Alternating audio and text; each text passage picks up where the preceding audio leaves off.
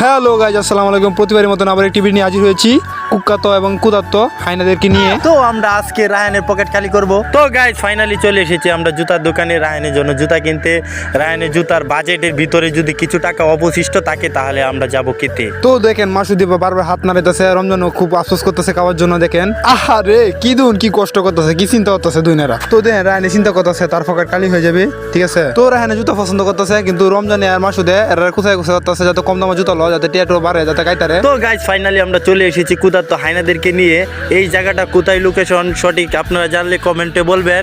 এবং আমরা আজকে পেট ভোজন করব আর রায়হানের পকেট খালি করব।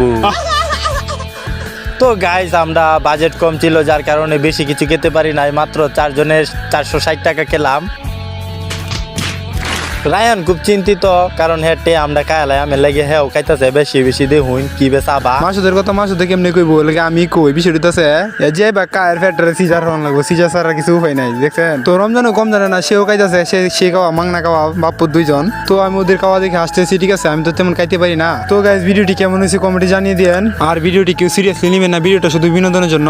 সর্বশেষে একটাই কথা, রায়ানের পকেট খালি করলাম আমরা, ঠিক আছে। আমার চেদা হইয়া গেছে পানি থাক